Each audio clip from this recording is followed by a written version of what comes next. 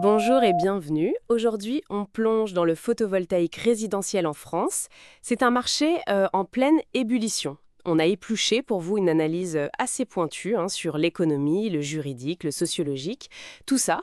L'idée, c'est vraiment de décortiquer ce qui fait bouger ce secteur. Prêt? Bonjour. Oui, c'est un secteur passionnant et en pleine mutation. Il y a de vrais enjeux pour les ménages et puis pour la transition énergétique aussi. Alors, regardons ça de plus près. Commençons par l'économie, si vous voulez bien. Le moteur, ça semble être le portefeuille, non? Le coût de l'électricité a flambé, quelque chose comme plus 41% entre 2022 et 2024. Exactement. On a atteint 0,25 euros le kilowattheure, même si ça a un tout petit peu baissé récemment. Du coup, l'autoconsommation, ça devient très très attractif. Et l'État aide, j'imagine. Ah oui, l'État soutient pas mal. D'abord, il y a la prime à l'autoconsommation. Ça, c'est pour ceux qui consomment une partie et injectent le surplus sur le réseau. D'accord. Et ça représente combien cette prime? Alors, ça dépend de la puissance.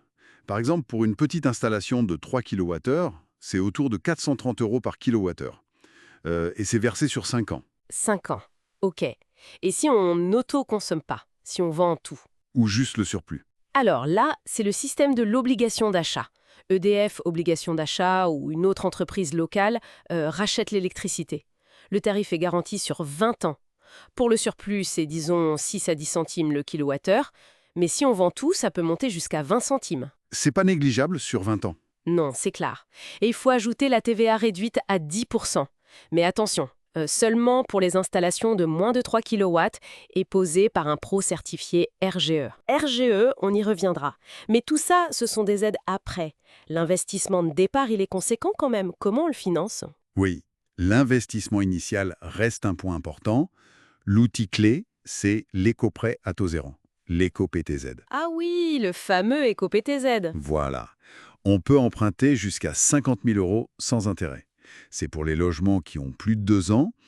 Et bonne nouvelle, il n'y a pas de conditions de ressources. Ça, c'est intéressant. Et parfois, des aides locales peuvent venir s'ajouter. Donc, même si les taux des prêts classiques ont grimpé, l'équation reste souvent favorable grâce aux économies futures et à ces revenus garantis. Bon, l'aspect économique est clair, passons au juridique. Installer des panneaux, ça ne se fait pas juste en claquant des doigts, j'imagine. Niveau paperasse. Non, effectivement, il y a des démarches. Le plus souvent, il faut une déclaration préalable de travaux, une DP, à déposer en mairie. Une DP. D'accord. C'est obligatoire. Et cette autorisation, elle est aussi nécessaire pour qu'Enedis puisse faire le raccordement. La bonne nouvelle, c'est que depuis 2022, on peut faire pas mal de choses en ligne. Ça simplifie un peu. Un peu. Et techniquement sur le chantier lui-même? Alors, côté technique, faut respecter les normes électriques. La principale, c'est la NFC 1500 pour la sécurité.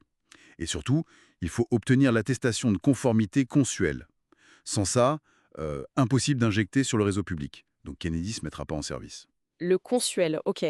Et vous parliez de l'installateur RGE tout à l'heure. Oui, c'est crucial. Pour toucher les aides, la prime, l'éco-PTZ, il faut obligatoirement passer par un installateur certifié RGE, reconnu Garnon Environnement. D'accord. Et cette réglementation, elle est stable ou ça va encore évoluer? Ah, ça évolue constamment, vers plus de solaire, clairement. Déjà, la norme RE 2020 pour les constructions neuves pousse dans ce sens. Elle va d'ailleurs être ajustée en 2025 pour mieux prendre en compte l'empreinte carbone des panneaux eux-mêmes. Ah, intéressant ça. Oui, et les exigences vont se durcir en 2028, puis en 2031. Et il y a une directive européenne qui arrive. Laquelle? Elle vise à rendre le solaire obligatoire sur tous les bâtiments résidentiels neufs d'ici fin 2029. Carrément obligatoire? Oui, ça correspond à l'objectif national qui est très ambitieux. Environ 54 gigawatts de solaire installés en France en 2030. C'est presque 3 fois ce qu'on a aujourd'hui. Waouh! Donc on peut s'attendre à ce que les démarches se simplifient pour suivre ce rythme. Logiquement, oui. C'est en tout cas la volonté affichée, même si sur le terrain, c'est pas toujours simple. Justement, parlons un peu des gens, de la perception. Comment les Français voient le solaire? L'adhésion semble forte, non? Très forte, oui. L'image est excellente. C'est vert, c'est durable et c'est plutôt discret. Beaucoup mieux accepté, par exemple, que l'éolien. Hmm. Les motivations sont diverses. Il y a la conscience écologique, bien sûr. Il y a aussi une quête d'autonomie, surtout depuis la crise énergétique de 2022. Ça a marqué les esprits. On veut moins dépendre des fluctuations des prix. Exactement. Et puis évidemment, réduire sa facture d'électricité. C'est un moteur puissant. Le bouche à oreille fonctionne très bien aussi. Voir des panneaux chez le voisin, ça normalise, ça rassure. Et les chiffres le montrent, vous disiez, Oui, le marché résidentiel a bondi de 83% en 2023. C'est une croissance spectaculaire. 83%, ça explique peut-être aussi la pression sur les installateurs. Et certains problèmes. On a entendu parler d'arnaques dans le secteur. Oui, malheureusement, comme souvent dans les marchés en forte croissance, des entreprises peu scrupuleuses ont profité de l'engouement. Démarchage téléphonique agressif, promesses de rentabilité complètement irréalistes. Oui, la presse en parlait encore récemment. Tout à fait. Ça a un peu terni l'image, c'est vrai. Mais les pouvoirs publics réagissent. L'obligation du label RGE pour avoir les aides, ça filtre déjà pas mal. Le démarchage téléphonique est maintenant très encadré. Le secteur se professionnalise, on sent que les acteurs sérieux gagnent la confiance. Mais il reste des freins quand même. Bien sûr, le coût initial, même avec les aides, ça reste une somme. Le temps de retour sur investissement, faut compter 8 à 12 ans en moyenne. C'est un pari sur le long terme. Voilà. Parfois, l'esthétique peut gêner certains. Et puis, il y a cette perception de complexité administrative, même si ça s'améliore. Et cette complexité administrative, justement, ça ouvre la porte à de nouveaux métiers. Des gens qui aident les installateurs avec toute cette paperasse. Absolument. Et c'est un point vraiment intéressant et assez récent. La croissance du marché est telle, et les règles, bon, elles changent quand même souvent, que beaucoup d'installateurs sont débordés. Ils préfèrent se concentrer sur la pause. Exactement. Du coup, ils externalisent de plus en plus toutes ces démarches. La DP en mairie, les dossiers Enedis, le consuel, monter les dossiers d'aide pour les clients. Ah d'accord, des prestateurs spécialisés là-dedans. Oui, ils apportent une expertise pointue, ils garantissent que tout est fait dans les règles. C'est crucial pour sécuriser les financements comme la prime ou l'éco-PTZ pour le client final. Et j'imagine que pour le client, savoir que quelqu'un s'occupe de tout ça, ça rassure. Énormément. Sociologiquement, ces prestataires apportent de la simplicité et de la confiance. C'est devenu un vrai argument de vente pour les installateurs, surtout après les histoires d'arnaque.